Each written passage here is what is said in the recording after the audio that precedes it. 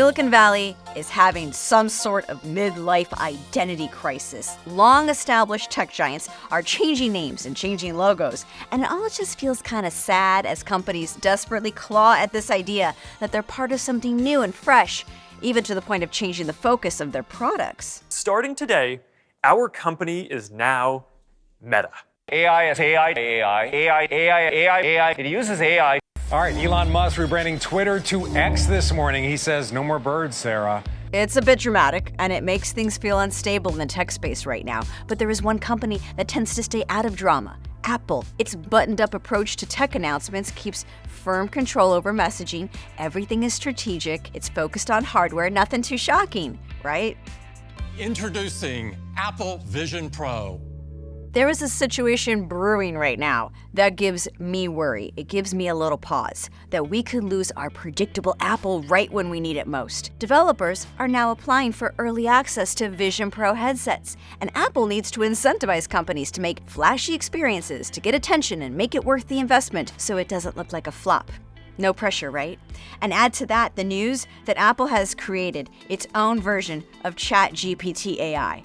Folks, we could be entering the wild Apple era, but we don't need one more tech company falling prey to the lure of looking like they're doing something trendy and wild because they want to look cool. We need Tim Cook and Apple to just be the normal one, please. I'm Bridget Carey, and this is One More Thing.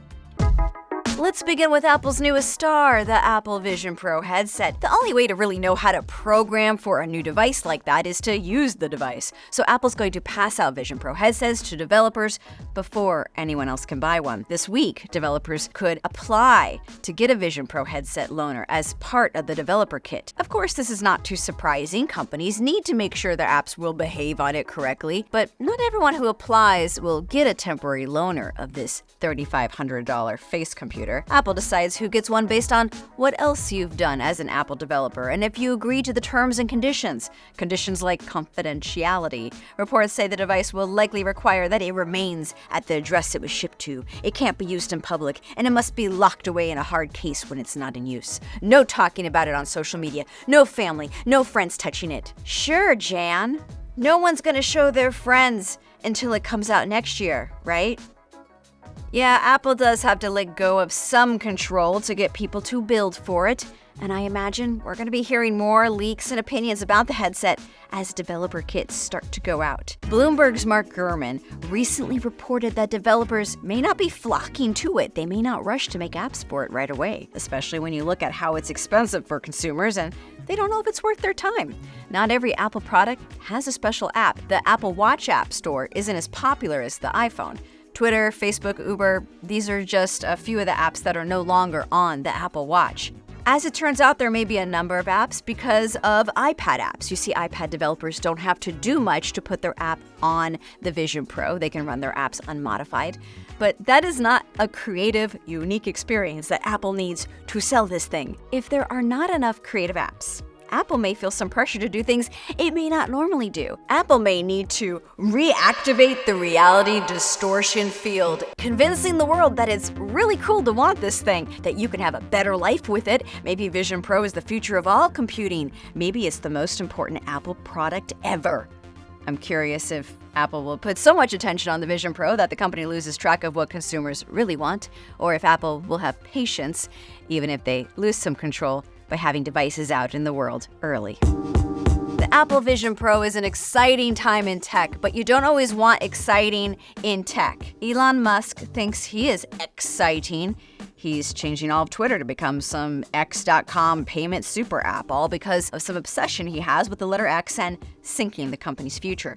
We saw Mark Zuckerberg pivot Facebook so hard toward the metaverse that he changed the company's name, the logo, and the mission. You haven't heard a lot of metaverse talk from them lately. Apple wouldn't get that bad, but even a giant like Google has been acting very strange lately. When it was time to announce new Google Pixel phones, the company dwelled more on AI than the actual hardware it was presenting. Google execs were trying so hard to impress the world that it was still interesting that AI was mentioned 143 times in a 2-hour presentation. Because, they're hip with the AI. Now, Apple, a company that makes money off hardware, where privacy is a selling point, didn't have to say AI once in its June developers conference. And yet, it is reported that Apple has created its own AI chatbot.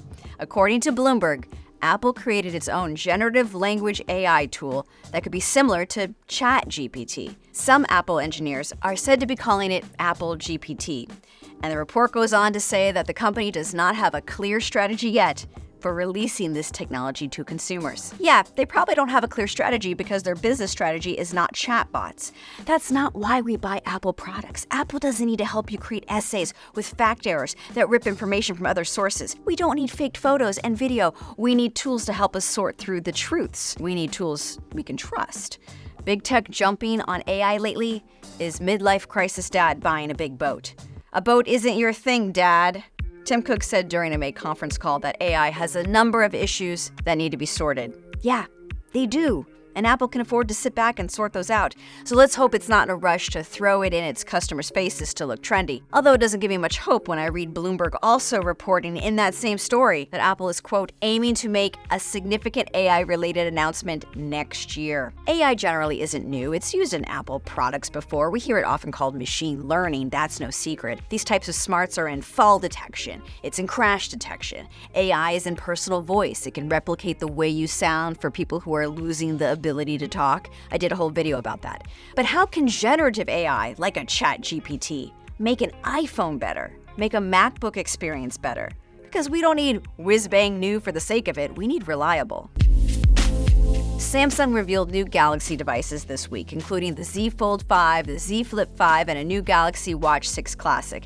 And it bothered me that the big takeaway from a lot of people was, oh, Samsung didn't wow us with anything snazzy. It was nothing exciting. We're in trouble if it's always exciting. Exciting means new untested concepts are coming at you. Companies take risk, but we need to do big change in smart, thoughtful ways. In an unstable world where everything is changing around us, a company that does not change drastically is the one you can trust. Let's hope in all of this experimentation, Apple remembers the iPhone is the most important device in our life, and we just want that working well. Tech companies don't need to X out everything we know in an attempt to look cool. Share your thoughts in the comments. And yes, I do read them. I love hearing from you. Last week, I am glad I was not alone in thinking Apple's music app was hard to navigate and find friends. I got to add a few of you. So yes, now I have friends in my Apple Music app. Maybe Apple will use its AI to fix Apple Music.